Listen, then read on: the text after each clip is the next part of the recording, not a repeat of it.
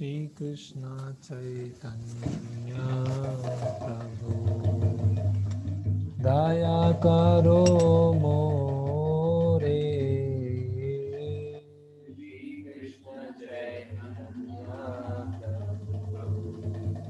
दया करो श्री कृष्ण चैतन्य प्रभु दया करो मोरे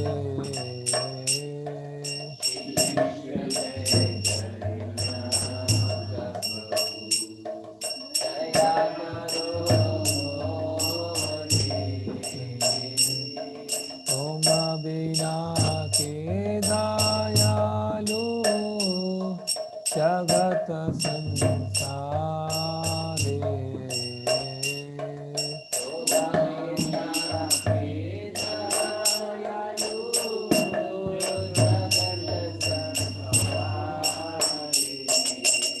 तुम बिना के दयालु जगत संसारे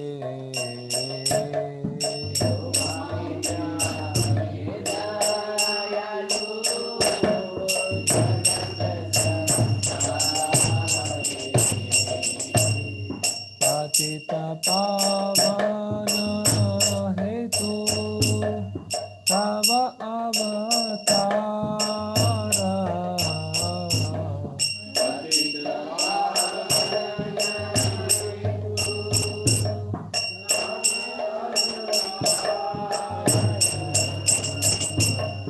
पतित पावन हेतु तव अवतार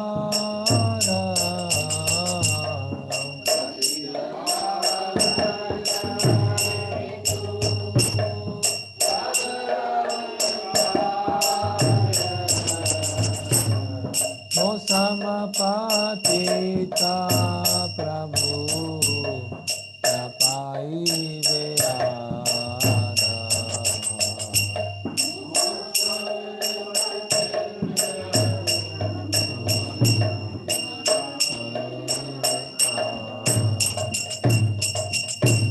महाप्रभु नित्यानंद प्रेमानंद सुखी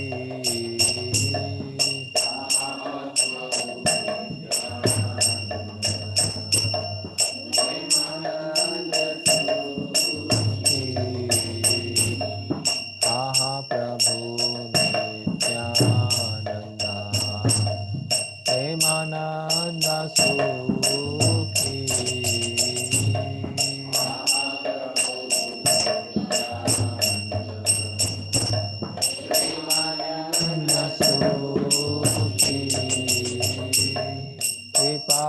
कृपावलोकन करो আমি বড় দুঃখী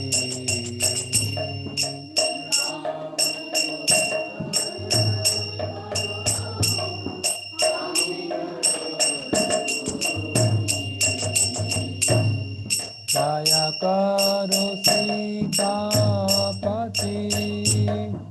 অদ্বৈত গোসাই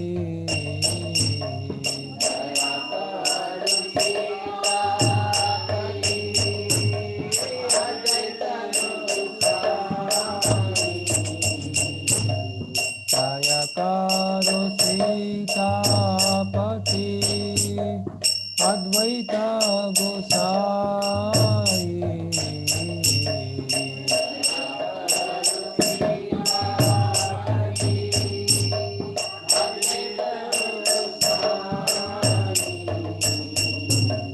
तव कृपा भाले पाय चैतन्य निताय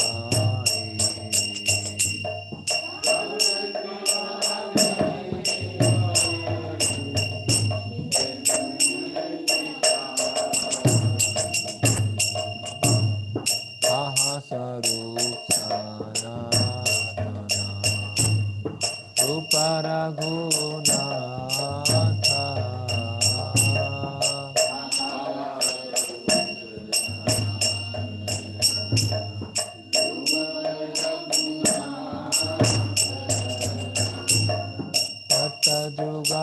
श्री जीव प्रभु लोकनाथा।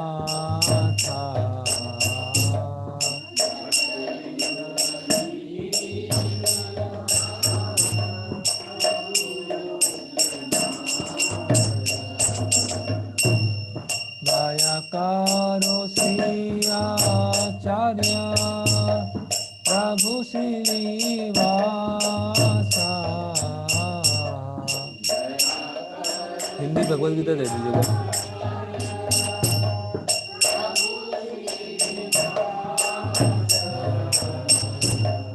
दयाकारो श्रीयाचार्य प्रभु श्रीनिवासा।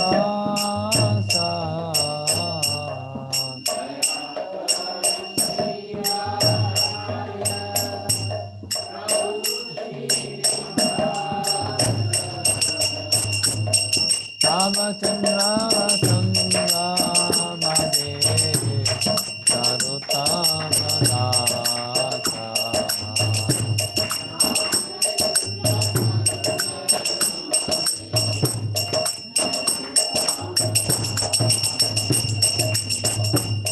रामचंद्र संगा मगे सर्वोत्तम दाता।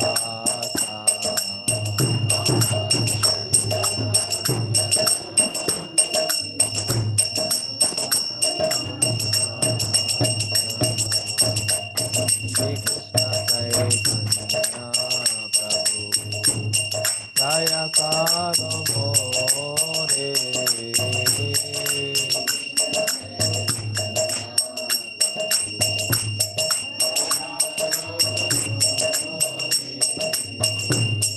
ओम अविनाशी दयालु जगत संसारे।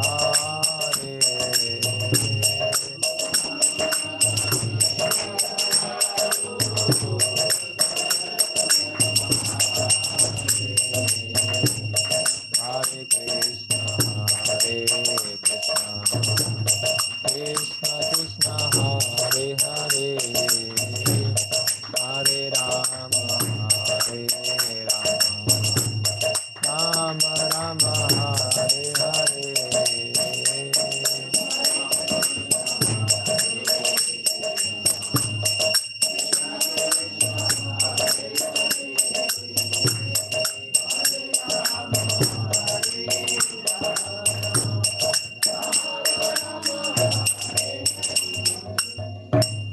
जय विष्णुपाद परमहंस परिव्राजकाचार्य स्तोत्र सरस्वती श्रीमद अभय चरणारविंद भक्ति वेदांत स्वामी शिल प्रभुपाद की।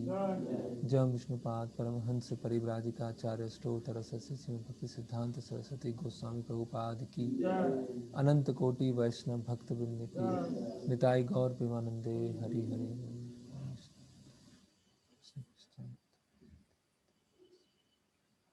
ओम नमो भगवते वासुदेवाय।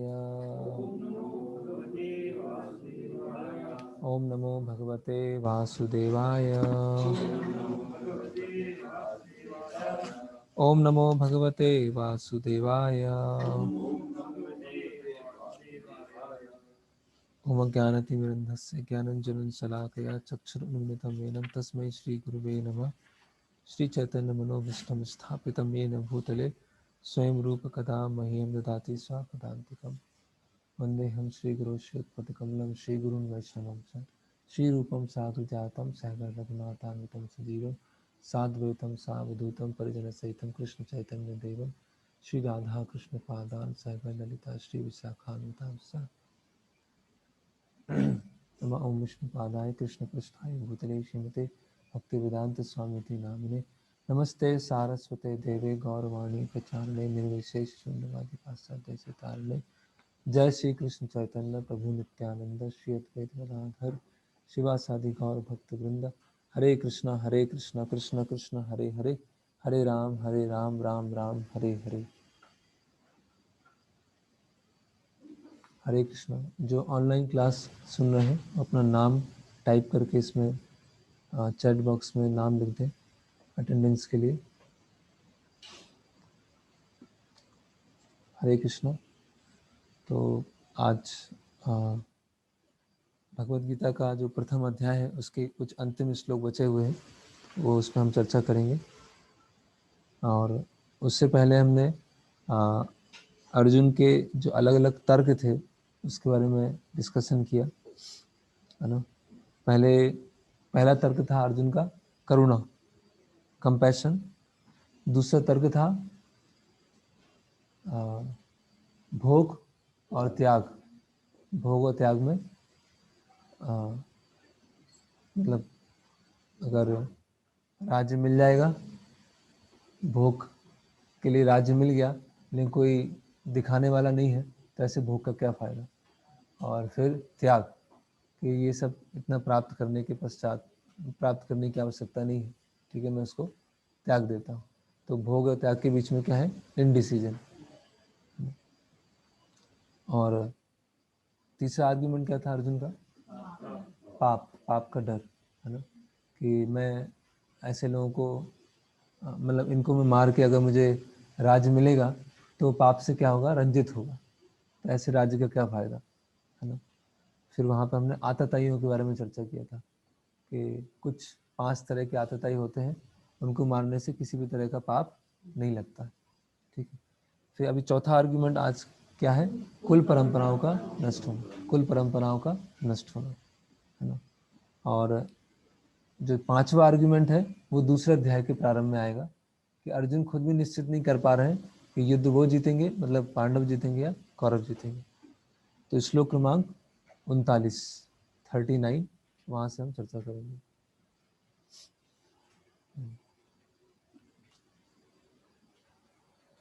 तो ये जो 3 श्लोक हैं 39, 40 और 41, ये हम याद भी कर सकते हैं, है ना। उसमें पूरा क्रम बताया गया है कि कोई भी समाज है ना, वो कैसे नष्ट होता है।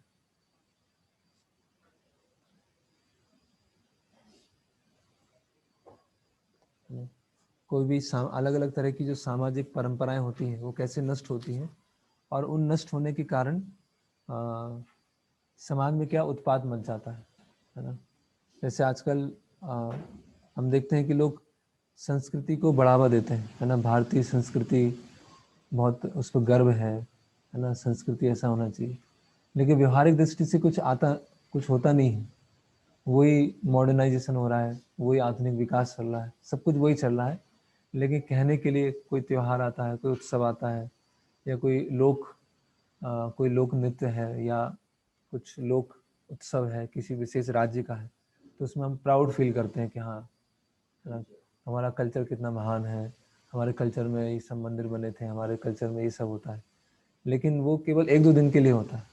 बाकी जो सब फॉलो कर रहे हैं वो किसको फॉलो कर रहे हैं, मॉडर्न कल्चर को फॉलो कर रहे हैं, मॉडर्न सिविलाइजेशन को फॉलो कर रहे हैं। तो जब हम कल्चर को फॉलो नहीं करते हैं तो उसकी वजह से समाज में क्या उत्पाद मचता है वो अर्जुन यहाँ पर बता रहे हैं, है ना।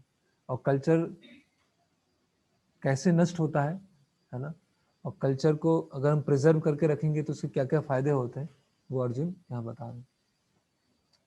कुलक्षये प्रणश्यन्ति कुला धर्म सनातना धर्मे नष्टे कुलम कृत्स्नम अधर्मो भी भवत्युता, है ना।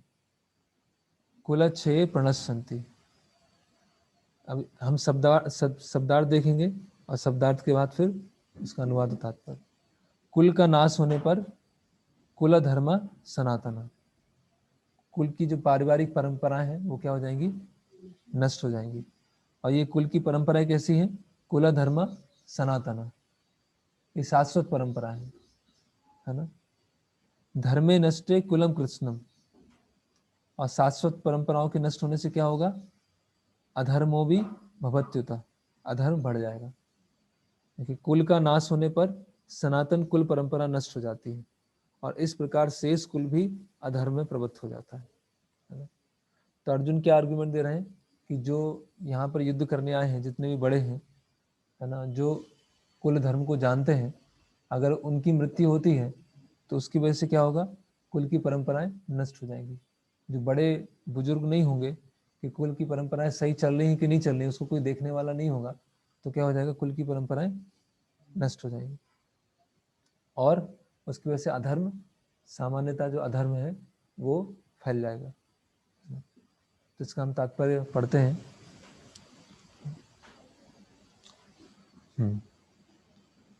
वर्णाश्रम व्यवस्था में धार्मिक परंपराओं के अनेक नियम हैं, जिनकी सहायता से परिवार के सदस्य ठीक से उन्नति करके आध्यात्मिक मूल्यों की उपलब्धि कर सकते हैं।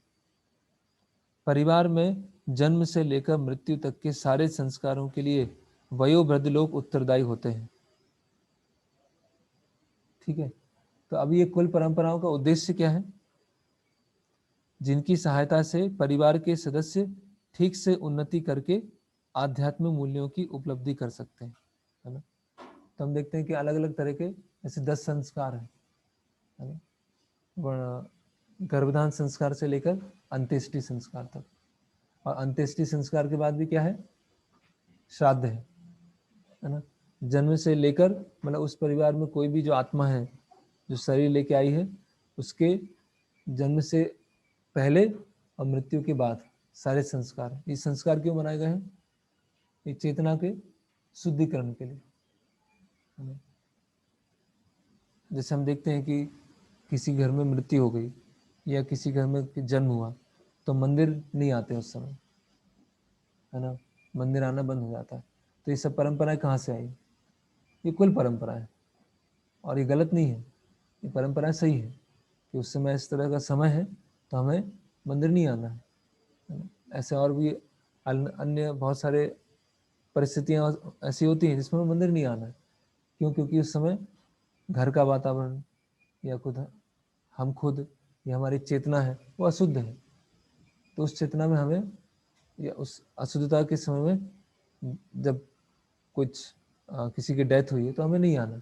बाकी हमें अपनी जो आध्यात्मिक क्रिया है वो घर में रह के हम कर सकते हैं, उसमें कोई विघ्न नहीं आएगी, है ना। तो ये सब नियम क्यों है? शुद्धिकरण के नियम। हमें क्या है? सतोगुण के स्तर पर रखते हैं।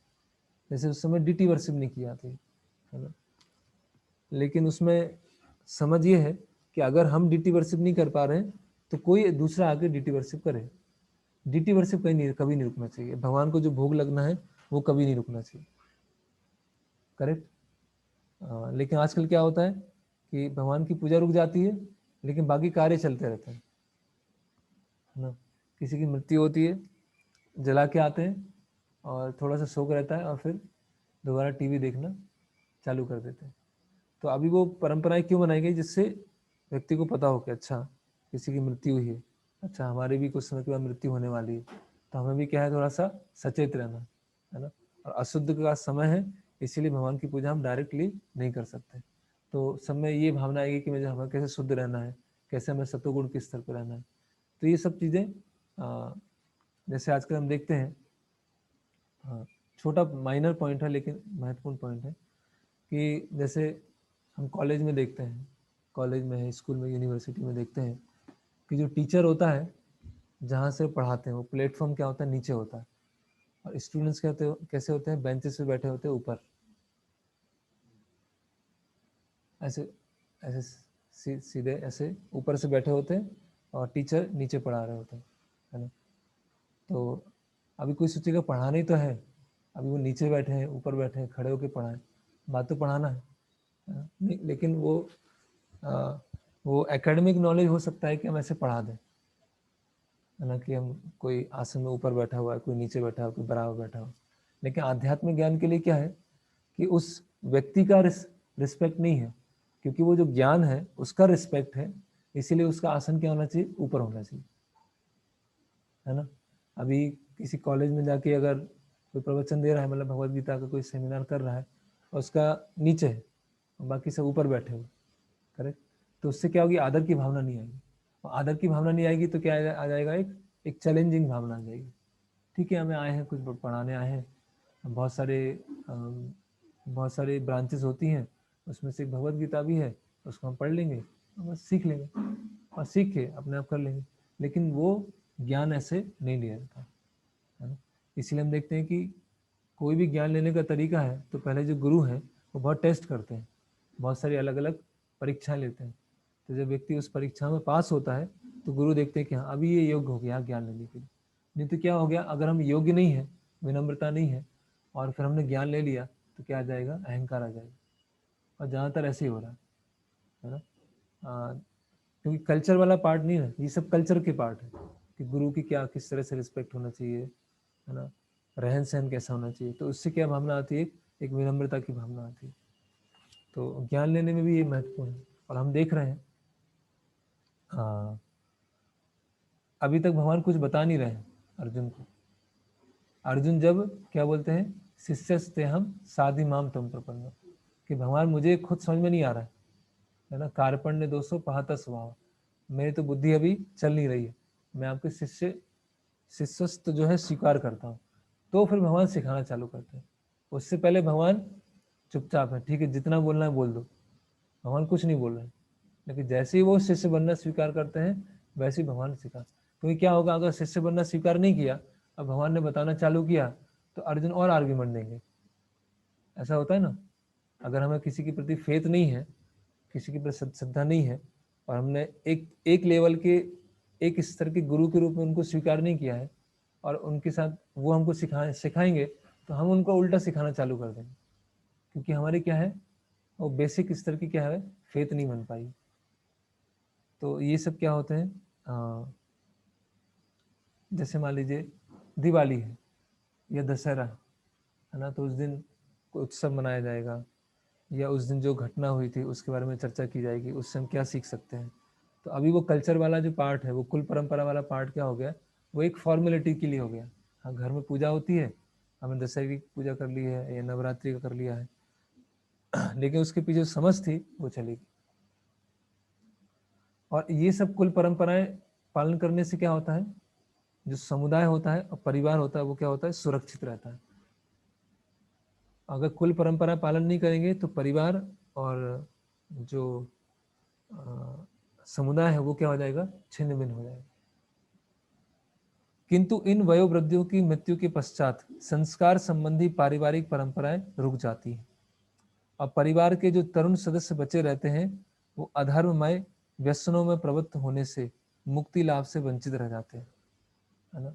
अगर कोई लगाम लगाने वाला नहीं होगा, कोई बड़ा नहीं होगा, तो क्या हो जाएगा, जो आगे आने वाली पीढ़ी है वो कैसी हो जाएगी, सारे अधार्मिक कार्य करने लगेगी। क्योंकि अधर्म करना कंडीशन जो सोल है, जो बद्ध जीव है, उसका स्वभाव है। क्योंकि अधर्म करने में क्या है,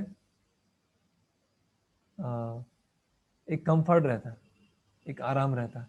लेकिन कुल परंपराएं पालन करने में क्या होता है, थोड़ी सी कठिनाइयां होती है। अतः किसी भी कारणवश परिवार के वयोवृद्धों का वध नहीं होना चाहिए। अभी आर्गुमेंट तो अच्छा लग रहा है अर्जुन का, बात तो सही है कि वयोवृद्ध नहीं होंगे तो कुल परंपरा नहीं होंगी, कुल परंपरा नहीं होगी तो सब नष्ट हो जाएगा। लेकिन भगवान क्या आर्गुमेंट देंगे, अगर वयोवृद्ध ही पालन नहीं कर रहे हैं, अगर वयोवृद्ध ही पालन नहीं कर रहे हैं, तो नीचे कैसे आएगा। अर्जुन बोल सही रहे हैं, लेकिन अभी जो वयोवृद्धि है वो ही अपने सामने इतने सारे जो दुर्योधन का राज्य है उसमें सब पाप देख रहे हैं, तब वो कुछ नहीं बोल रहे हैं। तो फिर ऐसे वयोवृद्ध का परिवार में रहने की आवश्यकता क्या है। भगवान फिर उस तरह से अलग तरह से वो आर्ग्यूमेंट देंगे। फिर तो इसमें हम क्या कर सकते हैं, एक ऐसा चक्र जो है, एक साइकिल है, उसको बना सकते हैं, ड्रॉ कर सकते हैं कि पहले कुल के जो वयोवृद्ध हैं वो नष्ट होते हैं, और उसमें एक ऐसे तीर बनाइए, कुल के वयोवृद्ध नष्ट होने से कुल की जो परंपरा है वो नष्ट हो जाती है। तो उसमें नेक्स्ट तीर अधर्म आता है।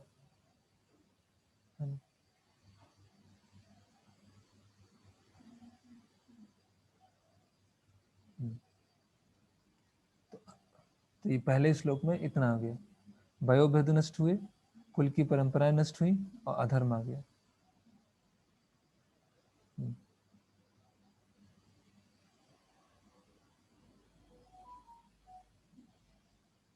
ओके, फिर आ गया, अधर्मो वि भवात् कृष्ण प्रदुषन्ति कुलस्त्रियः स्त्रीषु दुष्टासु वार्ष्णेय जायते वर्ण संकरा। ठीक है, अभी अधर्म से क्या हुआ, हे अधर्मो भी भवात कृष्ण, अधर्म प्रमुख होने से हे कृष्ण प्रदूषंती कुल स्त्रियां, जो स्त्रियां हैं वो प्रदूषित हो जाएंगी। स्त्रीसु दुष्टासु वार्ष्णेय, है ना, स्त्री है उनकी दूषित होने से क्या होगा, जायते वर्ण संकर, वर्ण संकर संतान उत्पन्न होगी। तो फिर से वो एरो बना सकते हैं, अधर्म फैला, अधर्म फैले से स्त्रियां दूषित, स्त्रियां दूषित होने से वर्ण संकर।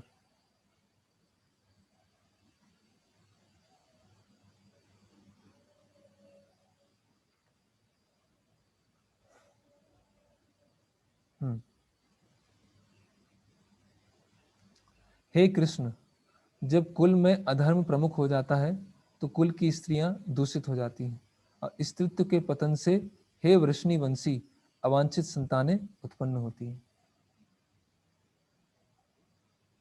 ठीक है, तो अभी ये जो कुल की परंपराएं हैं, जो अलग अलग तरह की परंपराएं होती हैं और अलग अलग तरह के जो सदाचार के नियम होते हैं, वो उससे क्या होता है, जैसे बोलते हैं ना, धर्मो रक्षति रक्षता। अगर कोई धर्म की रक्षा कर रहे हैं तो धर्म उनकी रक्षा करेगा। धर्म की रक्षा करना मतलब पहले धर्म पता होना चाहिए, धर्म पता होगा तो धर्म के अनुसार चलेंगे, है ना। जैसे जो हम बेसिक पढ़ते हैं, धर्मो न हीना पशु भी समान, है ना, आहार निद्रा भय मैथुनम च सामान्य एतत् पशु भी नराना, धर्मो ही तेसाम अधिक्यो विशेषो धर्मे न हीना पशु भी समान। तो अगर धर्महीन है तो व्यक्ति पशु के समान है, और फिर पशु से हम क्या एक्सपेक्ट कर सकते हैं कि पशुओं का समाज कैसे होगा, है ना। जैसे प्रभुपाद बोले कि हमारे जो शैक्षिक संस्थान है वो क्या पैदा कर रहे हैं, रॉयल एडिशन ऑफ एनिमल्स। जो जो पशु हैं उनका उन्नत स्तर का एक, क्या बोलेंगे, रॉयल एडिशन, उन्नत स्तर के पशुओं को उत्पन्न कर रहे हैं। तो उन्नत स्तर के अगर पशु उत्पन्न होंगे तो समाज में कैसी स्थिति होगी, है ना। तो धर्म केवल ऐसा नहीं कि हम हिंदू धर्म में या भारत माता की जय, या जो लोग जनरली धर्म को समझते हैं, धर्म को अलग समझते हैं और जीवन जो जीते हैं वो अलग होता है। जीवन जी रहे हैं, जो रोजमर्रा का उनका जीवन है या उनका जॉब है ना, या बिजनेस है, वो एक अलग है और धर्म पालन करना अलग है। जब भी कोई त्योहार आता है, कोई भी उत्सव आता है, तो उसमें वो धर्म का क्या करते हैं, नींबू निचोड़ देते हैं, है ना, कि उनको जो हम इंद्रिय तृप्ति का खाना खाने वाले हैं वो अच्छा हो जाए।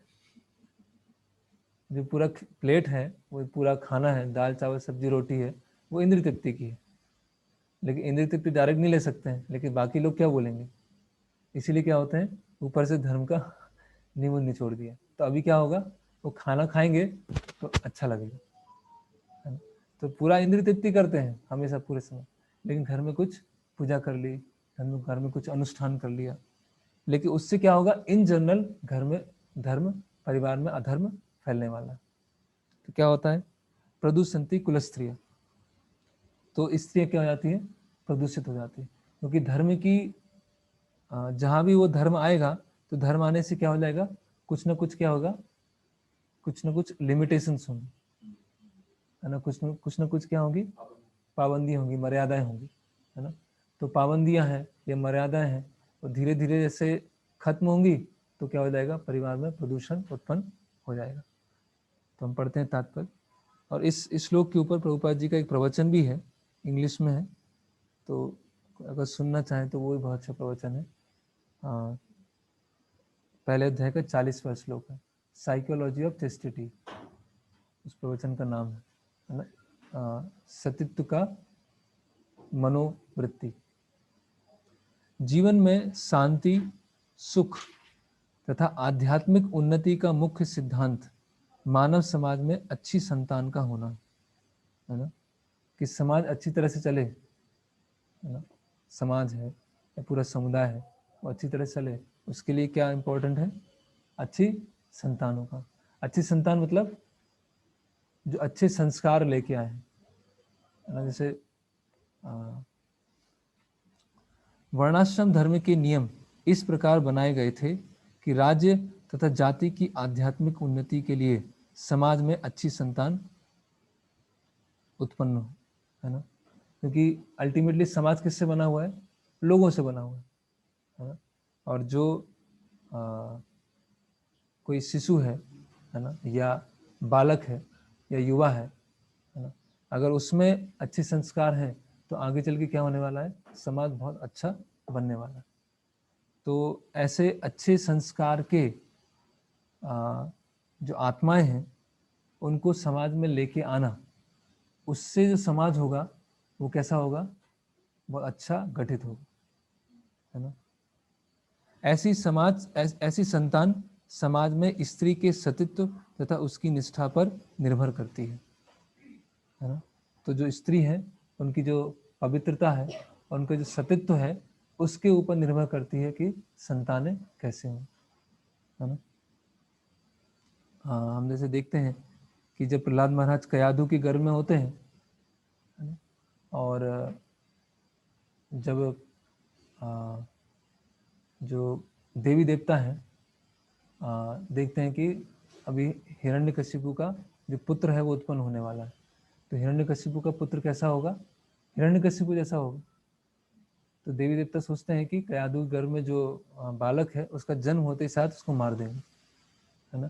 तो कयाधु जो है वहां से फिर निकल जाती है और फिर नारद मुनि के आश्रम में क्या लेती है? आश्रय लेती है। और फिर नारद मुनि से वो सुनती है, और नारद मुनि से सुनने के कारण क्या होता है? कयाधु के घर में जो बालक होते हैं वो प्रहलाद महाराज का जन्म होता है। तो ऐसे बहुत सारे वृत्तांत हैं। और जैसे कश्यप और अदिति के बारे में आता है कि जो बलि महाराज हैं सारा राज्य ले लेते हैं, है ना। और देवी देवताओं की स्थिति बहुत बहुत वैसी नाजुक हो जाती है ना। तभी क्या भगवान का अवतार कैसे हो? तो जो कश्यप हैं और अदिति हैं वो पयो व्रत रखते हैं, है ना। 12 साल का व्रत होता है जिसमें एक टाइम में कुछ थोड़ा सा ही आहार लिया जाता है। तो पयो व्रत रखते हैं, तो उनसे जो कश्यप हैं और जो अदिति हैं उनकी जो चेतना होती है एकदम से बहुत ज़्यादा शुद्ध हो जाती है। और उसकी वजह से किनका जन्म होता है? वामन देव का जन्म होता है।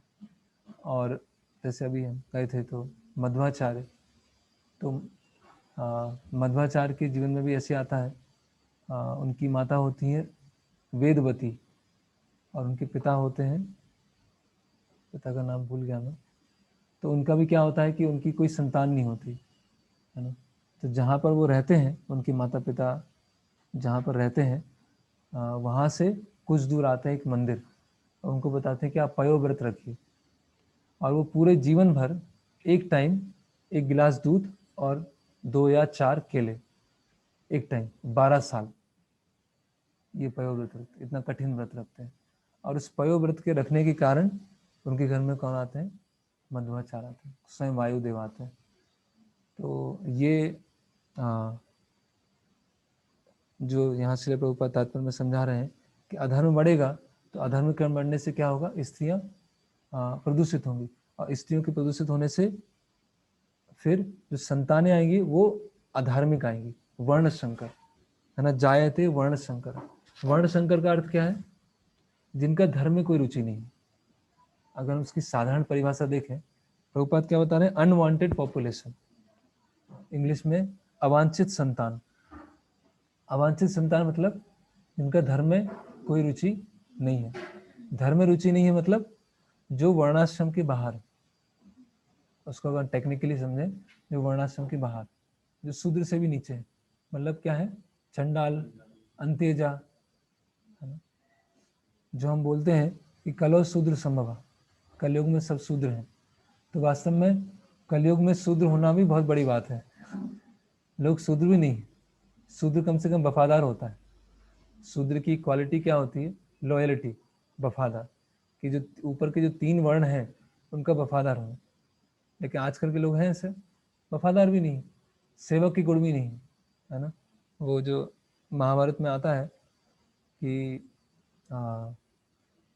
व्यासदेव जी हैं सरस्वती नदी में स्नान कर रहे होते हैं, और सरस्वती नदी में स्नान करते हैं और स्नान करके डुबकी लगाते हैं और उठते हैं और बोलते हैं कलयुग की जय हो, कलयुग की जय हो। तो सारे जो ऋषि मुनि होते हैं वो सोचने लगते हैं कि ये कलयुग की जय बोल रहे हैं, सतयुग की जय होना चाहिए, है ना। फिर डुबकी लगाते हैं और बोलते हैं कि शूद्रों की जय हो। फिर आश्चर्यचकित जाते हैं, फिर तीसरी डुबकी लगाते हैं, बोलते हैं स्त्रियों की जय हो। फिर और आश्चर्यचकित हो जाते हैं कि फिर व्यासदेव जी समझाते हैं कि कलयुग में बाकी जो युग हैं, बाकी युग में साधना की प्रोसेस क्या है, बहुत कठिन है। आयु भी अधिक है, बल भी अधिक है, स्मृति शक्ति भी अधिक है, लेकिन जो साधना की जो प्रोसेस है वो भी कठिन है। लेकिन कलयुग में अगर कोई हरिनाम संकीर्तन निरअपराध होकर कर रहा है तो उसको सिद्धि मिल सकती है। फिर बोलते हैं शूद्रों की जय। तो अगर शूद्र को प्रॉपर मास्टर मिल गया, प्रॉपर ब्राह्मण क्षत्रिय वैश्य मिल गया और केवल शूद्र उनको फॉलो कर रहे हैं तो उनको भगवत धाम जाना निश्चित है। केवल फॉलो करके, खुद उसको इतना डिटेल्स नहीं पता होगा कि क्या करना है क्या नहीं करना है ना। और फिर बताते हैं स्त्रियों की जय। तो स्त्री है जिनसे विवाह हुआ है, अगर वो भक्त हैं और उनको फॉलो कर रहे हैं तो उनको अगर डिटेल में नहीं पता है बहुत सारी चीज़ें कि ये करना चाहिए ये नहीं करना चाहिए, कि वो फॉलो करने से क्या हो जाएगा, वो भगवत धाम चले जाएंगे। तो इस तरह से वो व्यासदेव जी 3 लोगों का गुणगान करते हैं।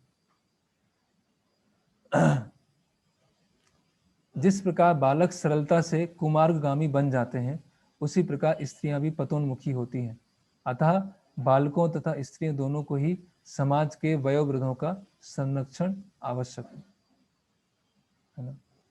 स्त्रियां विभिन्न धार्मिक प्रथाओं में संलग्न रहने पर व्यभिचारिणी नहीं होंगी, है ना। तो अभी ये जो तात्पर्य है वो सामाजिक दृष्टि से देखा जाए तो थोड़ा बहुत विवादास्पद है, बहुत कंट्रोवर्शियल है। हाँ, लोग इसको पढ़ेंगे तो बोलेंगे कि प्रभुपाद जी तो जो कट्टर हिंदूवादी रूढ़िवादी जो समाज था उससे प्रभावित है ना, जो रूढ़िवादी समाज रहा है। तो ये जो श्री प्रभुपाद जी की इंस्ट्रक्शन है इनको हम फॉलो नहीं करते हैं। हम प्रभुपाद जी के जो स्पिरिचुअल इंस्ट्रक्शन है उसको फॉलो करेंगे। प्रभुपाद जी की जो सोशल इंस्ट्रक्शन है उसको हम फॉलो नहीं करेंगे। ये सोशल इंस्ट्रक्शन है कि समाज में किसकी क्या किसका क्या रोल है। यहाँ स्त्री के बारे में बताया है ना। तो वो सरलता से कुमारगामी, जिस प्रकार बालक सरलता से कुमारगामी बन जाते हैं उसी प्रकार स्त्रियां भी पतोन्मुखी होती। तो सबको भगवान ने अलग अलग स्वभाव दिया, हमें समझना चाहिए। जैसे ब्राह्मण क्षत्रिय वैश्य और शूद्र, उनका एक अलग अलग स्वभाव है। ऐसे स्त्रियां हैं, उनका एक अलग अलग स्वभाव। और कोई भी किसका कैसा भी स्वभाव है वो भगवत धाम जाने के लिए योग्य है ना। अभी मान लीजिए किसी का पढ़ने में रुचि नहीं है, किसी का पढ़ाई में रुचि नहीं है, लेकिन जबरदस्ती उसको स्कूल कॉलेज डोनेशन दिला दिला के जबरदस्ती उसको डॉक्टर या इंजीनियर बना दिया। उसका पढ़ाई में कोई रुचि नहीं है, उसका रुचि है आर्ट्स में, है ना। अभी वो किसी ऑफिस में गया या किसी जॉब में गया, उसका ना पढ़ने में रुचि है ना पढ़ाने में रुचि है। तो ऐसा व्यक्ति उस स्थिति में रह के क्या रहेगा, बहुत ही अननेचुरल रहेगा, खुद परेशान रहेगा और दूसरों को परेशान करेगा। लेकिन अगर उसका वही स्वभाव है, उसको उस स्वभाव के अनुसार नियुक्त कर दिया जाए तो वो संतुष्ट रहेगा और उसकी जो दक्षता है उसको वो 100% दे पाएगा। करेक्ट। तो उसी तरह से जब समाज में अलग अलग वर्ण के लोगों को उनकी क्षमता को देखकर उस तरह से लगाया जाएगा तो वो दे पाएंगे। तो उसी तरह से श्रील प्रभुपाद यहाँ स्त्रियों के बारे में बता रहे हैं। तो जिनका जैसा उनका जो स्वभाव है उस स्वभाव के अनुसार अगर उनको लगाया जाएगा तो क्या होगा, ओवरऑल समाज सही रहने वाला। अगर उनको अननेचुरल तरीके से, जैसे आजकल होड़ होती है ना, होड़, है ना। आजकल लोग उनका कर्तव्य क्या है उस पर इतना ये स्वभाव क्या है उस पर इतना जोर नहीं देते। जोर किस पे देते हैं कि समाज में कौन सी चीज करने से व्यक्ति प्रतिष्ठित होता है, वो चीज मुझे करना है।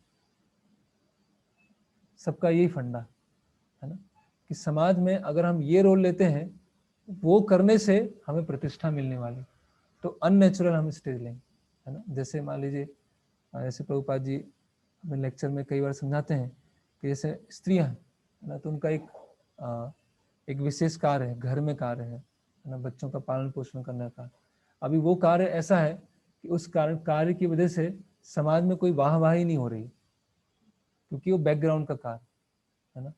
तो अभी कंपटीशन का जमाना है, तो हम भी जो अपने नेचुरल कार्य हैं या अपने जो स्वाभाविक कार्य हैं उसको छोड़कर हम अननेचुरल कार्य लेंगे, तो उससे क्या होगा, समाज में उत्पात मच जाएगा।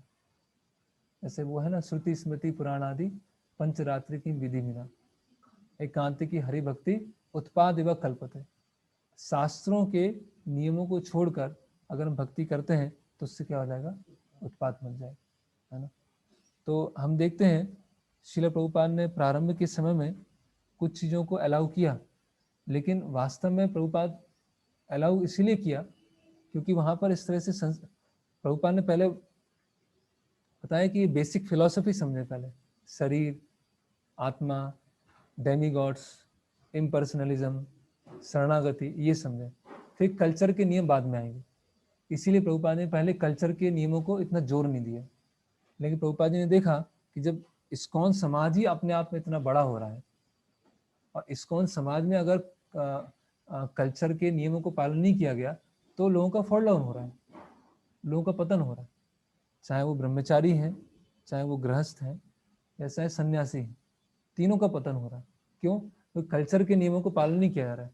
कल्चर के नियमों को पालन नहीं किया जा रहा है मतलब जो पाबंदियां हैं या जो मर्यादा है उनको पालन नहीं किया जा रहा, और उनको पालन नहीं करने की वजह से क्या हो रहा है, लोगों का फॉल डाउन हो रहा है। तो इसीलिए प्रभुपाद ने बोला कि अभी समय आ गया है, ये जो नियम है जिसको हम वर्णाश्रम, टेक्निकली वर्णाश्रम बोलते हैं, लेकिन ये साधारण जो कुल की परंपरा है उसको पालन करने का समय आ गया, है ना। नहीं तो वो क्या हो जाएगा, समाज में क्या हो जाएगा, क्योस मच जाएगा। अभी हम बोल तो रहे हैं कि हम शरीर नहीं, हम आत्मा है ना, आत्मा के स्तर पर देखें, लेकिन हम उसको कितना रियलाइज कर पा रहे हैं या उस स्तर पर रह के हम कितना एक्ट कर पा रहे हैं, वो संभव नहीं है ना। तो आज हम देखते हैं कि जो सेकेंड जनरेशन है, इवन श्रील प्रभुपाद जी के कई शिष्य थे जो गृहस्थ शिष्य थे, उनके आज जो बच्चे हैं वो भक्ति में नहीं है, और उनको भक्ति के बारे में बताते हैं तो उनका बहुत ज़्यादा वो एवर्जन है, मतलब उनको सुनने में इंटरेस्ट नहीं है। हो सकता है वो धोती कुर्ता में हो, सिखा रखे हो, सब कुछ बाहरी तौर से वो भक्त का वेश है, लेकिन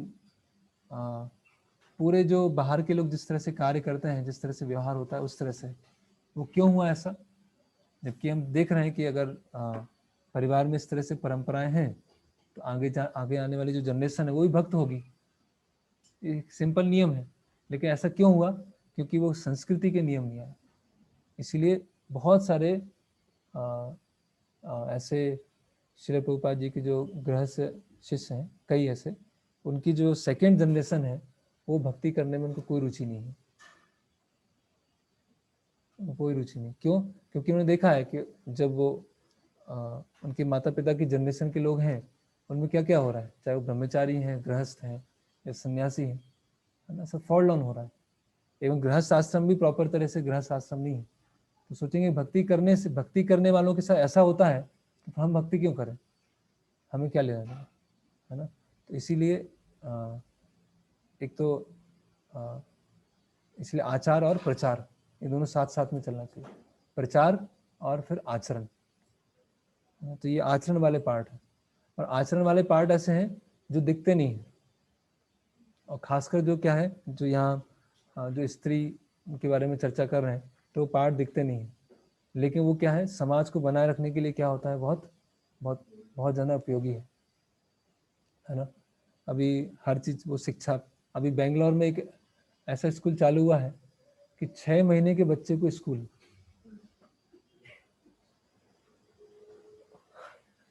6 महीने के बच्चे को स्कूल, मतलब pre pre pre pre nursery, है ना। गोकुल चंदू बता रहे थे कि कुछ समय के बाद ऐसा स्कूल चालू होगा कि बच्चा घर में है और स्कूल चालू हो गया, और गर्भ से जैसे आएगा तो होमवर्क करके आएगा है ना तो ऐसी स्थिति क्यों क्रिएट हो रही, मतलब आर्टिफिशियल तरीके से सबको शिक्षा देना है, उसका पढ़ने की इच्छा नहीं है, हो सकता है उसको बिजनेस की इच्छा हो सकता है उसका लड़ाई लड़ना है, अस्त्र शस्त्र चलाना उसकी इच्छा हो, लेकिन हर व्यक्ति को उसी तरह से डाला जा रहा है, और फिर क्या है, हर व्यक्ति परेशान होता है। आर्टिफिशियल तरह से फिर लोन लिया जाता है, लोन देके इंजीनियर बना जा रहा है, लोन देके डॉक्टर बनाया जा रहा है, और फिर अभी लोन चुकाना है तो उसके लिए क्या होगा, वो शोषण करेंगे। तो अभी हो क्या रहा है, हम भक्ति पे जोर दे रहे हैं, भक्ति करना है, भक्ति करना है, लेकिन समाज क्या है, पूरा पूरा टूटा हुआ है। अभी मान लीजिए 10 लोगों के बीच में हम रह रहे हैं, हम भक्ति करना चाहते हैं, लेकिन बाकी जो 10 लोग हैं वो, उनको कल्चर के कुछ नियम नहीं पता है। मान लीजिए हम सादा जीवन जी रहे हैं, है ना, हमारा खान पान है, हमारा रहन सहन है, वो साधारण है, लेकिन बाकी लोग हैं वो पूरा पूरा मटेरियलिस्टिक है। तो क्या हो जाएगा, बोले ठीक है भक्ति करो, ज़्यादा दिखाने की जरूरत नहीं है, ज़्यादा इतने सारे नियम पालन करने की जरूरत नहीं है कि खान पान ऐसा होना चाहिए, रहन सहन होना चाहिए, ड्रेस ऐसा होना चाहिए, लेकिन उनको पता नहीं है कि जो ड्रेस है, रहन सहन है, वो भक्ति में कैसे अनुकूल है ना। अभी कोई मंदिर कोई जीन्स टी शर्ट पहन के आ रहा है और धोती कुर्ता पहन के आ रहा है, साड़ी पहन के आ रहा है, तो उसमें डिफरेंस है ना। हम ऐसा थोड़ी बोलेंगे कि जब भी तो करना है, बस भगवान की सेवा तो करना है। वो सब जैसे वो छोटा नियम बताया कि अगर कोई नीचे बैठ के प्रवचन दे रहा है, ऑडियंस ऊपर बैठी है, तो उससे क्या होगा, वो आदर की भावना नहीं आएगी, आदर की भावना नहीं आएगी तो आप आध्यात्मिक ज्ञान सीख ही नहीं पाएंगे। तो उसी तरह से जो भी हर हर तरह की ड्रेस है या हर तरह का खान पान है, वो सोच के बनाया गया है कि उससे चेतना कैसे आएगी। अगर सब बराबर है तो धोती कुर्ता या सतोगुणी बनाने की जरूरत ही नहीं, सब बराबर ही है ना, लेकिन उसका असर पड़ता है ना। तो इसके बारे में बहुत चर्चा हो सकती है।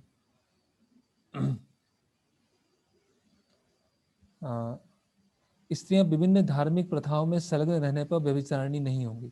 चाणक्य पंडित के अनुसार सामान्यतः स्त्रियां अधिक बुद्धिमान नहीं होती, अतः वे विश्वसनीय नहीं है। हाँ।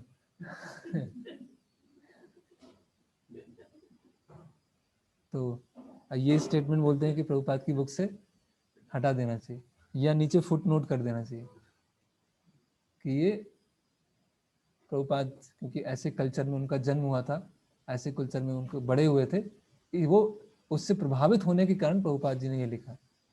बाकी ये प्रभुपाद जी का एब्सोल्यूट स्टेटमेंट नहीं है, एब्सोल्यूट स्टेटमेंट तो अलग है प्रभुपाद जी के, ये ऐसे हैं, रिलेटिव है, कुछ समुदाय में पालन होते हैं, कुछ में नहीं होते, है ना।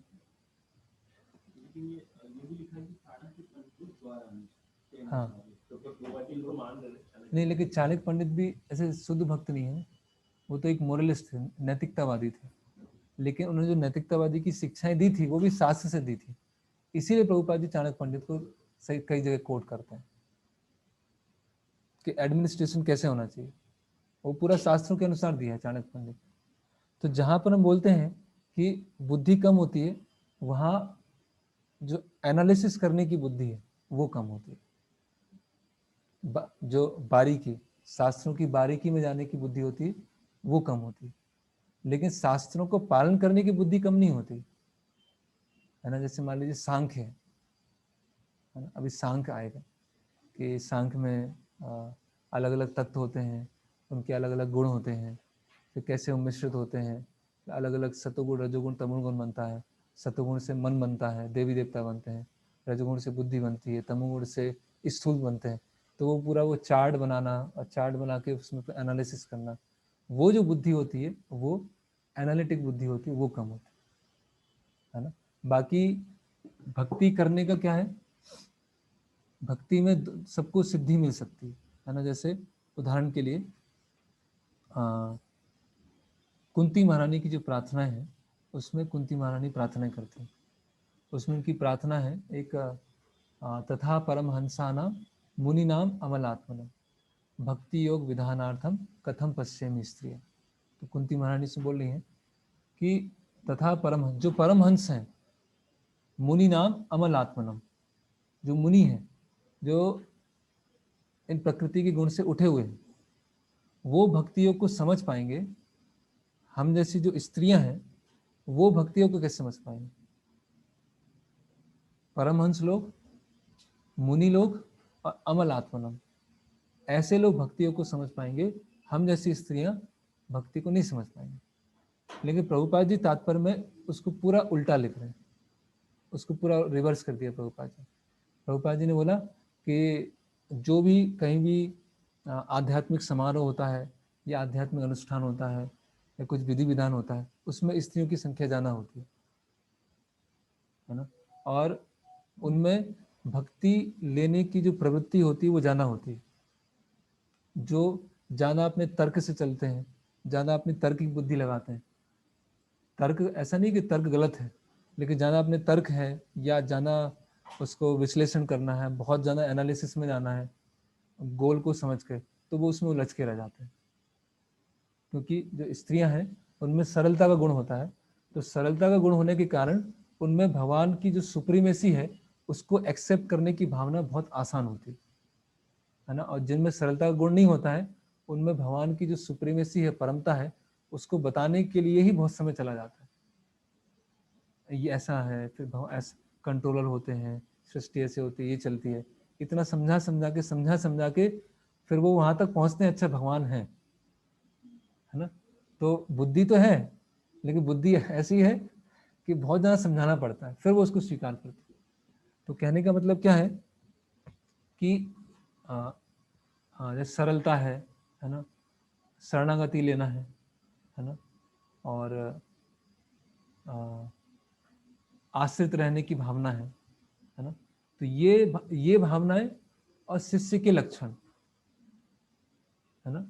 मतलब वहाँ समझाते हैं प्रभुपाद, स्त्रियों की जो नेचुरल क्वालिटीज़ हैं और शिष्य की जो नेचुरल क्वालिटीज़ हैं वो दोनों समान हैं।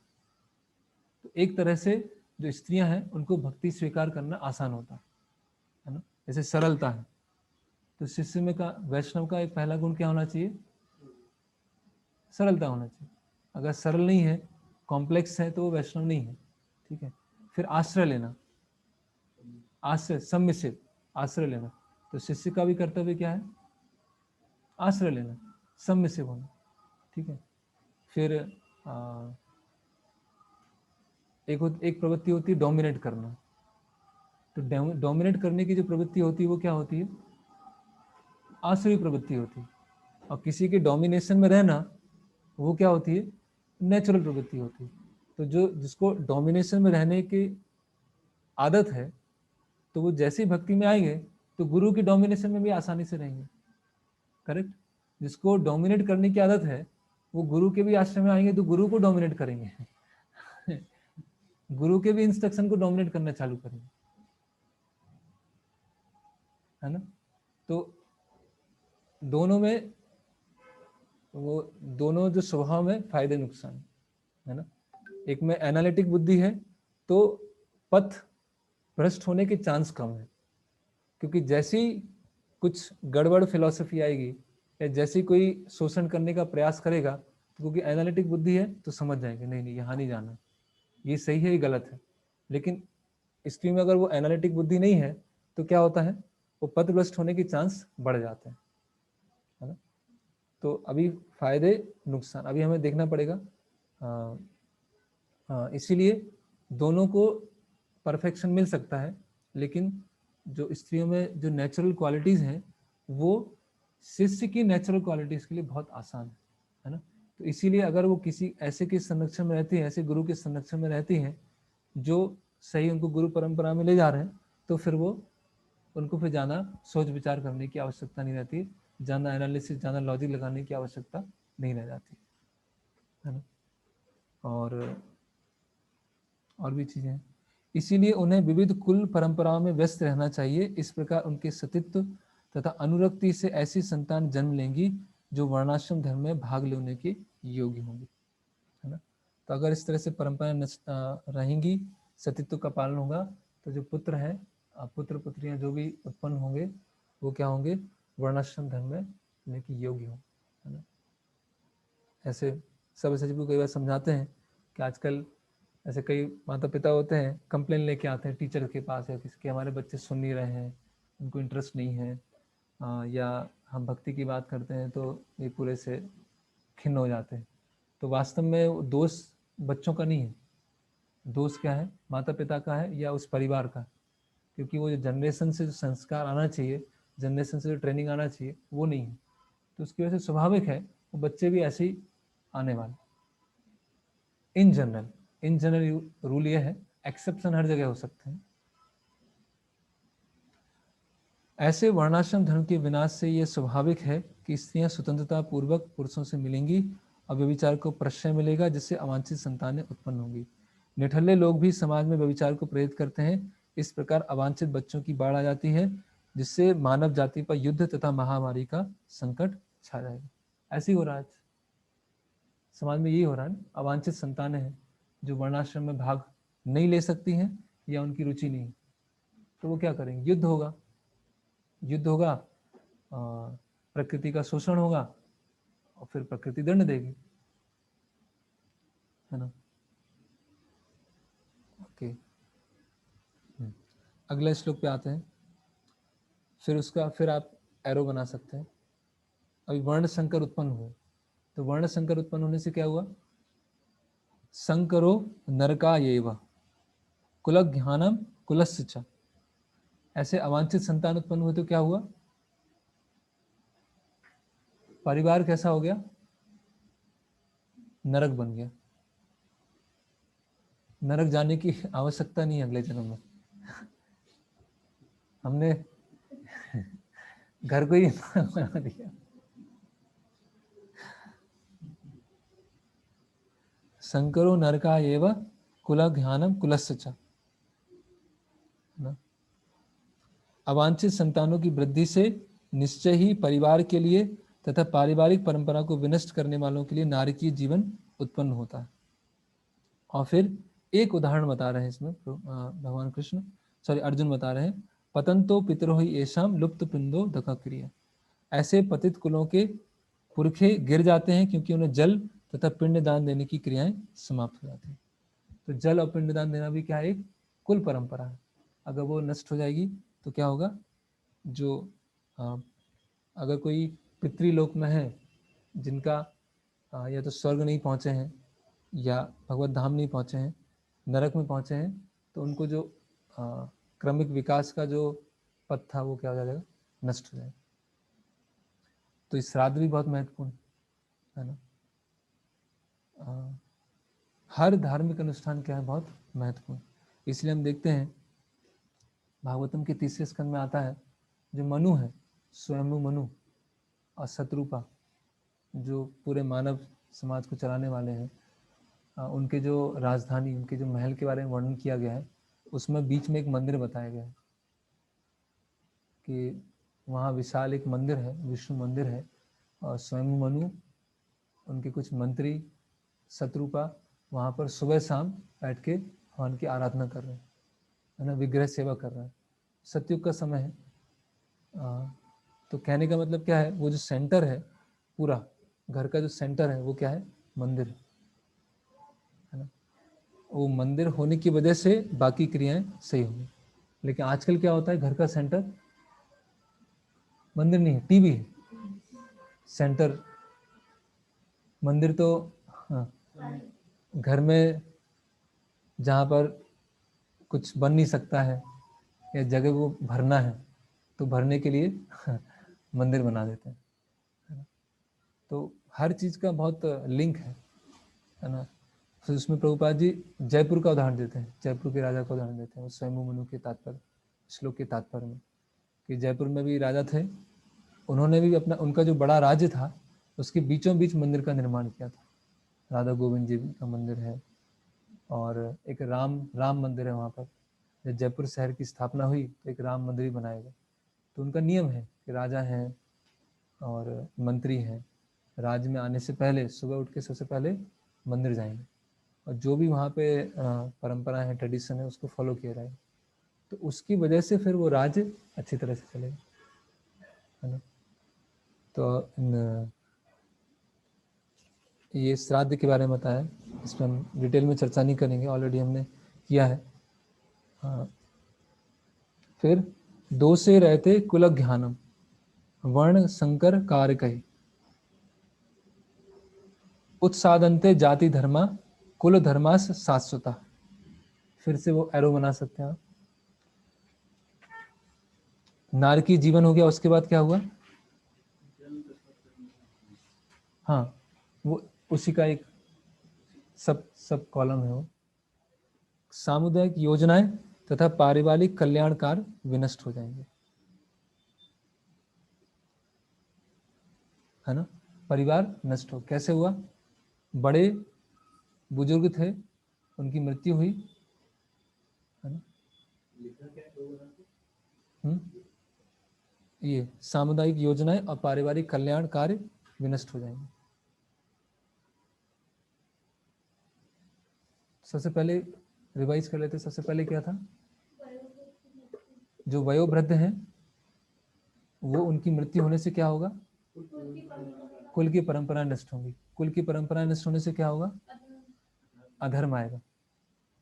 परिवार और समुदाय में अधर्म आने से क्या होगा? स्त्रियां दूषित हो जाएंगी। स्त्रियों को दूषित होने से क्या होगा? अवांछित संतान उत्पन्न होगी। अवांछित संतानों से क्या होगा?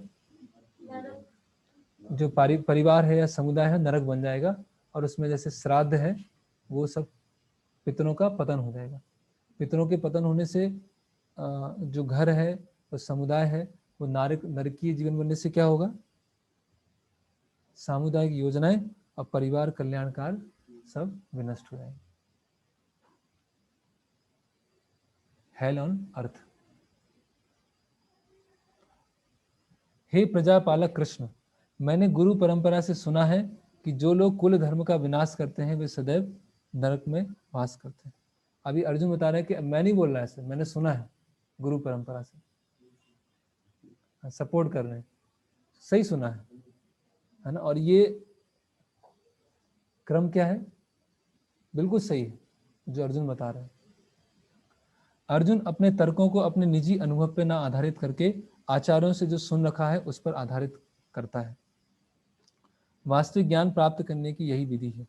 जिस व्यक्ति ने पहले से ज्ञान प्राप्त कर रखा है उस व्यक्ति की सहायता के बिना कोई भी वास्तविक ज्ञान तक नहीं पहुंच सकता। ठीक, ये तो।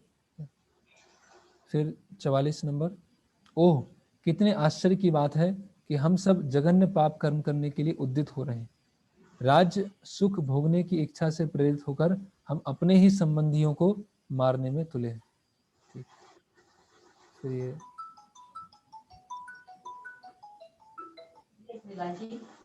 नहीं, अभी नहीं दिया। अंतिम में, हे शस्त्रधारी धृतराष्ट्र के, यदि शस्त्रधारी धृतराष्ट्र के पुत्र मुझ निहत्ते तथा रणभूमि में प्रतिरोध ना करने वाले को मारे तो ये मेरे लिए श्रेयस्कर होगा, है ना। क्षत्रिय के लिए क्या है? क्षत्रियो युद्ध में क्या नियम है कि निहत्ते व्यक्ति को नहीं मारा जा सकता, क्योंकि उसके पास अगर अस्त्र शस्त्र नहीं है तो उसको नहीं मार सकते, है ना। अर्जुन बोलने लगे अगर निहत्ता भी हूं तो भी मुझे कोई मार देगा तो मुझे उसकी कोई चिंता नहीं। ऐसे महाभारत के युद्ध में आता है कि जब कर्ण युद्ध करने आते हैं तो कर्ण ने क्या प्रतिज्ञा किया था कि 5 ही पांडव रहेंगे, है ना, या तो मैं रहूंगा या अर्जुन, है ना। तो सबसे युद्ध करते हैं, युधिष्ठिर महाराज से करते हैं, भीम से करते हैं। तो युधिष्ठिर महाराज को बहुत बुरी तरह से क्षति पहुंचती है, और युधिष्ठिर महाराज क्या होते हैं, युद्ध भूमि को छोड़कर अपने जहाँ पर शिविर लगे हुए थे वहां पहुंच जाते हैं, है ना। तो अर्जुन को चिंता हो जाती है कि युधिष्ठिर महाराज युद्ध भूमि छोड़कर वहां चले गए हैं, तो मैं उनको देखने आता हूँ। तो वो देखने जैसे जाते हैं तो युधिष्ठिर महाराज को बहुत प्रसन्नता होती है कि हो सकता है ये कर्ण, अर्जुन क्या है, कर्ण का वध करके आ रहे हैं, तभी वो यहाँ पर आए। युद्ध भूमि को वैसे नहीं छोड़ सकते। तो युधिष्ठिर महाराज अर्जुन की बड़ाई करते हैं कि बहुत अच्छा हुआ तुमने कर्ण को मार दिया, है ना। तो अर्जुन क्या बोलते हैं कि नहीं, मैंने कर्ण को नहीं मारा है, मुझे चिंता हो गई थी कि आप यहाँ पर शिविर में आए हैं, इतना क्षति पहुंची, तो मैं आपको देखने आया था। तो युधिष्ठिर महाराज क्या हो जाते हैं, बहुत गुस्से में आ जाते हैं, बोले तुम कैसे क्षत्रिय हो, है ना। और डांटते हैं और बोलते हैं अपना गांडीव क्या है रख दो, तुम्हें युद्ध करने की आवश्यकता नहीं है, ऐसे डांट के बोलते हैं। और अर्जुन ने प्रतिज्ञा क्या की थी कि जो बोलेगा कि गांडीव रख दो उनका मैं वध करूंगा, है ना। तो अर्जुन के सामने ऐसा दुविधा आ गई कि मैंने प्रतिज्ञा ली है कि जो भी योद्धा मुझे बोलेगा कि गांडीव को साइड में रख दो उनको मैं वध करूंगा। युधिष्ठिर महाराज ने बोल दिया, अभी क्या किया जाए। तो अर्जुन ने अपना बाण उठाया, तीर उठाया, अच्छा आने के लिए तैयार। भगवान कृष्ण वहां पर आ जाते हैं।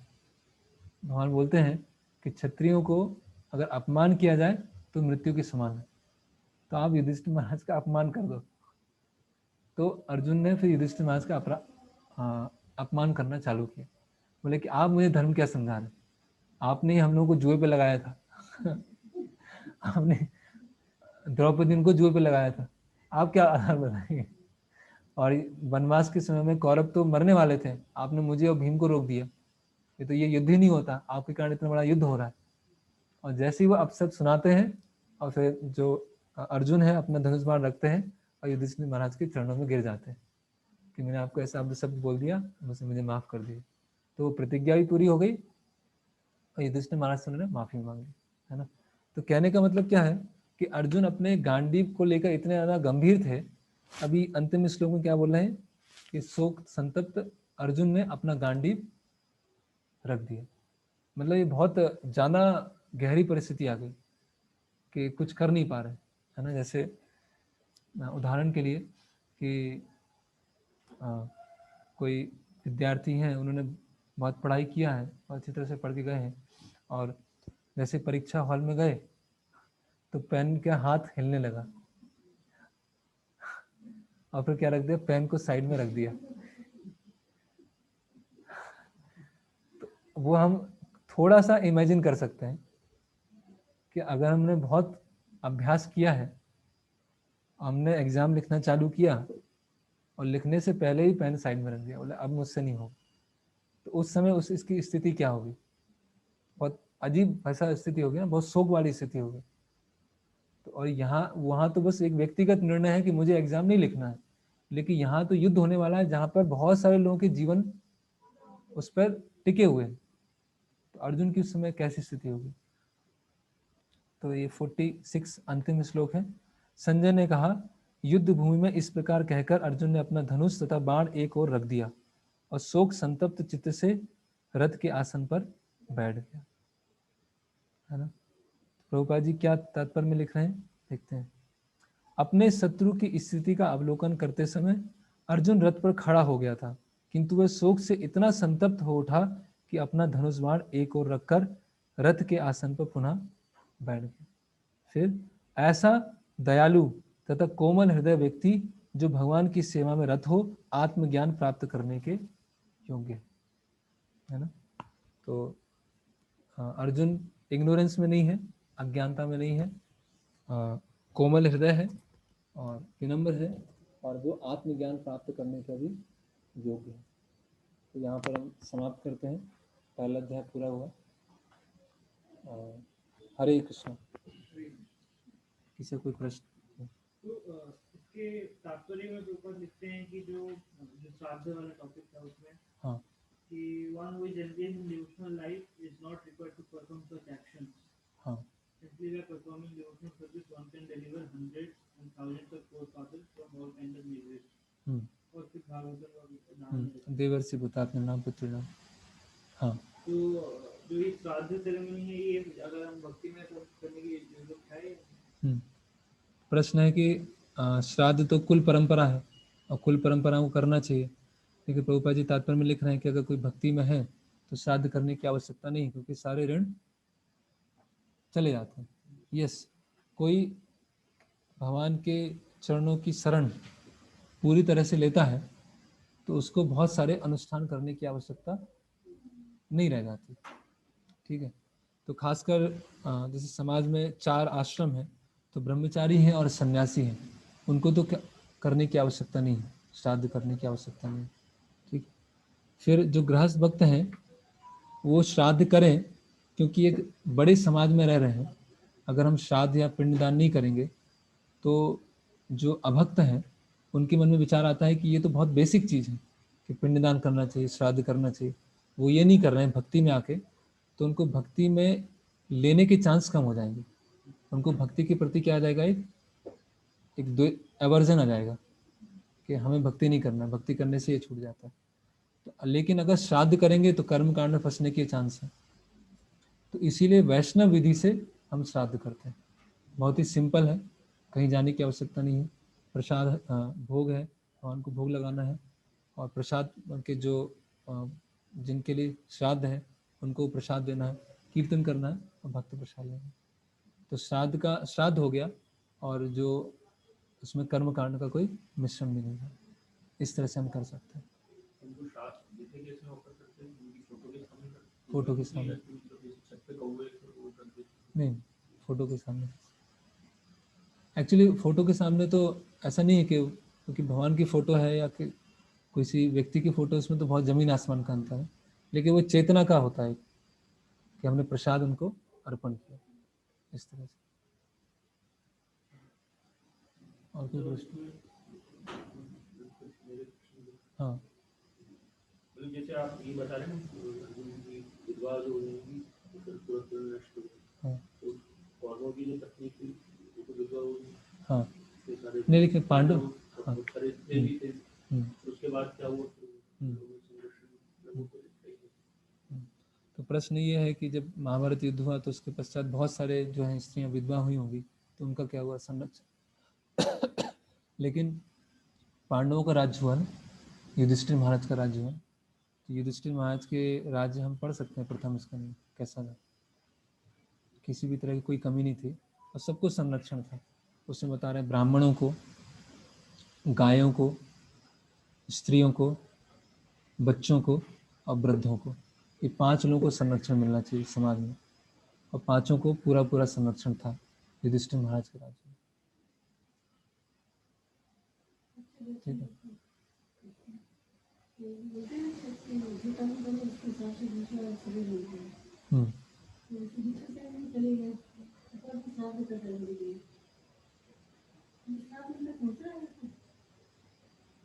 नहीं,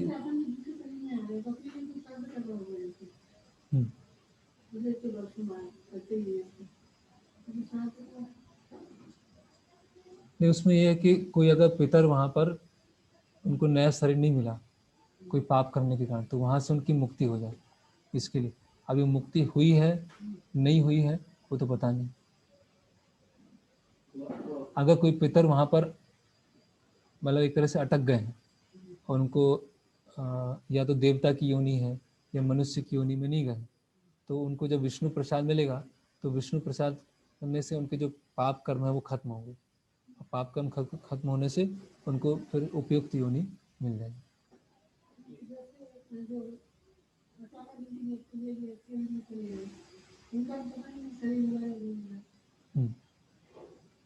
नहीं, एक्सीडेंट भी किसी का इस तरह से हो सकता है कि कर्मफल में एक्सीडेंट लिखा था, अचानक नहीं है, कोई बीमारी से गया, कोई एक्सीडेंट से गया। कर्मफल में ही ऐसा है कि एक्सीडेंट होने वाला है। जो सुसाइड करते हैं, मतलब जो आत्महत्या करने वाले हैं, उनको ऐसी योनि मिलेगी कि अगला शरीर नहीं मिलेगा। लेकिन बाकी एक्सीडेंट में गए तो ठीक है, वो तो स्वभाव मतलब ऐसा, हाँ मिलेगी। लेकिन कुछ लोग जो जिन्होंने पाप किए वो पितृयोनि में, पितृलोक में अगर अटक गए हैं तो उनके लिए फिर श्राद्ध है।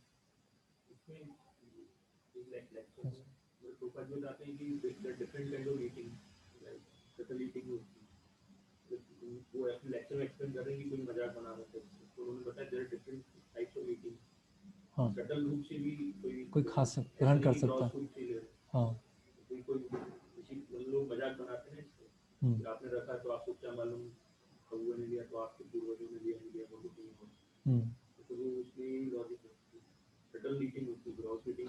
हाँ, वो तो ये सब इसकी ईटिंग और जो भगवान ले रहे हैं वो तो अलग अंतर है। हाँ, हाँ, वो अलग। जैसे आविर्भाव होता है तो हम अर्पण करते हैं, तो एक से वो सूक्ष्म रूप से ग्रहण कर रहे हैं ना, स्थूल रूप से ग्रहण नहीं किया लेकिन सूक्ष्म रूप से ग्रहण किया गुरु ने। हाँ, वो तो किसी का यहाँ पे प्रश्न हो तो वही बता सकते हैं। हाँ ये हमने बात की थी कि सांस्कृतिक नियमों की कमी या ऐसी परंपराओं, क्योंकि हमारे जो हम्म, समाज में भी जो बच्चे हैं हाँ वो उनको वो परंपराएं हम उसमें सम्मिलित नहीं करते, इसलिए वो आगे जाके कोई भक्ति नहीं करते। ऐसा आपने हम्म, उदाहरण दिया था। हम्म, और फिर ये भी बात अभी लिखी है कि जो संस्कार होते हैं उसमें से एक संस्कार आप बताएं। श्राद्ध। श्राद्ध, हाँ, तो श्राद्ध तो एक सांस्कृतिक या फिर कर्मकांड के नियमों में आता है, तो वो क्या सांस्कृतिक नियम नहीं? ये सांस्कृतिक नियम है। तो अगर सांस्कृतिक नियम है तो फिर उसको एक भक्त को उसका पालन नहीं करना चाहिए। नहीं, अगर कोई वो प्रश्न वही है कि जो सांस्कृतिक नियम है, अगर हम भक्ति अच्छी तरह से कर रहे हैं तो सांस्कृतिक नियमों को पालन करने की आवश्यकता नहीं रह जाती। लेकिन ऐसे कितने लोग होंगे जो इस स्तर पर होंगे, जो भक्ति को एकदम 100% इस तरह से फॉलो कर? कितने लोग होंगे? प्रभुपाद जी जैसे बोले कि कोई वैष्णव है, तो वास्तव में अगर वैष्णव है तो पतन नहीं होना चाहिए। अगर वो भक्त है, वैष्णव है, तो पतन क्यों हो रहा है? वो तो इतना शुद्ध स्तर पे होना चाहिए, कैसी भी परिस्थिति में चला जाए, कहाँ भी चला जाए, उससे प्रभावित हुए बिना वापस आ जाए। तो वो प्रभावित हो रहे हैं, तो इसका मतलब संस्कृति के नियम आवश्यक है। तो श्राद्ध तो एक नियम है, बाकी जितने भी नियम हैं, संस्कार में बात बाकी भी, तो उनको वैष्णव तरीके से भी करने की, ऐसा नहीं कि सब संस्कार कर्म कांड वाले हैं। सारे संस्कारों को वैष्णव विधि से भी किया जा सकता है। ऐसे भगवान की सर्विस वैसे भी किया जा सकता है, उस तरह से। ये शास्त्रों प्रसाद में में। ये चीज उल्लेख है हाँ, वैष्णव विधि और बुक है एक पूरी एक बुक है, संस्कार। उस बुक का ही नाम है संस्कार। उसमें सारे संस्कार लिखे हैं और सारे संस्कारों के मंत्र लिखे हैं, उसकी विधि लिखी है, उसका पूरा प्रोसीजर लिखा है। उसकी पूरी बुक है इस्कॉन के भक्तों ने बनाई है। तो ये जो वेदों में शास्त्रों में जो कर्मकांड है, ये क्या उसका ग्रंथ डिफेक्टेड डिफेक्टेड नहीं, वो भी सही है, क्योंकि हर व्यक्ति भक्ति के स्तर पर नहीं होता ना। हर व्यक्ति ये नहीं सोचता ना कि मुझे भगवत धाम ही जाना है। ज़्यादातर लोग तो स्वर्ग के लिए सोचते हैं, तो स्वर्ग के जाने के लिए कर्मकांड करते हैं।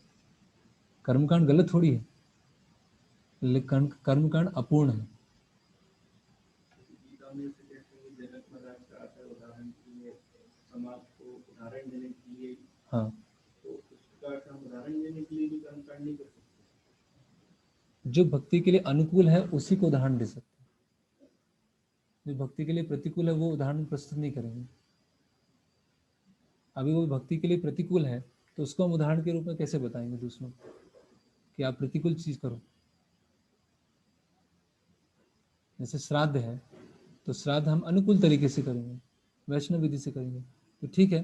हाँ, ये श्राद्ध कर रहे हैं तो उनको देख के लोग भक्ति में स्वीकार करेंगे और धीरे धीरे वो भी वैष्णव विधि से करना चालू करेंगे।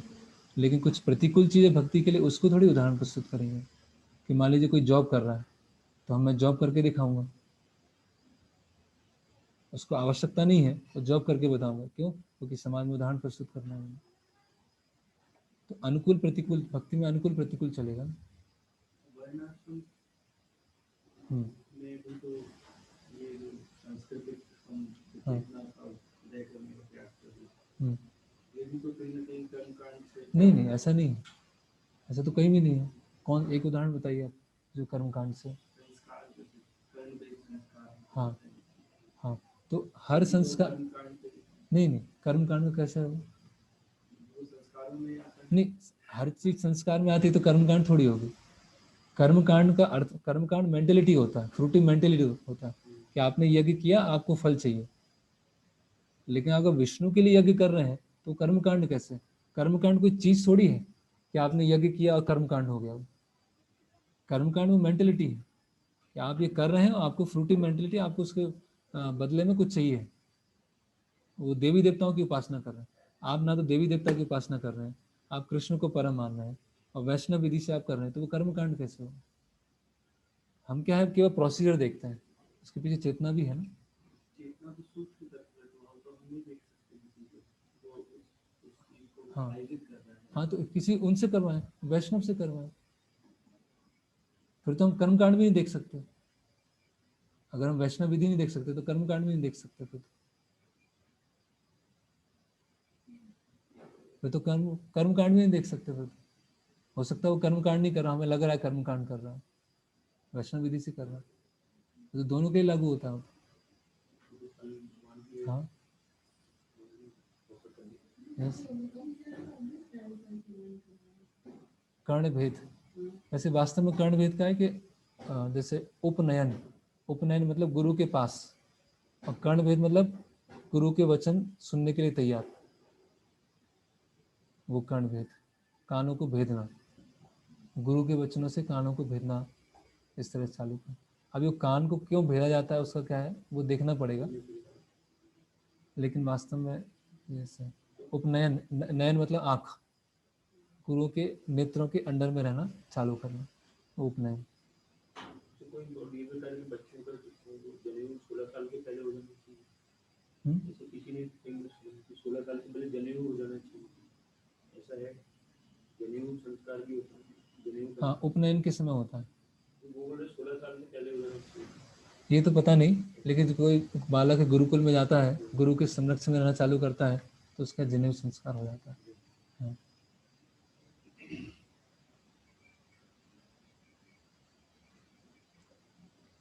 यहाँ पर किसी का प्रश्न?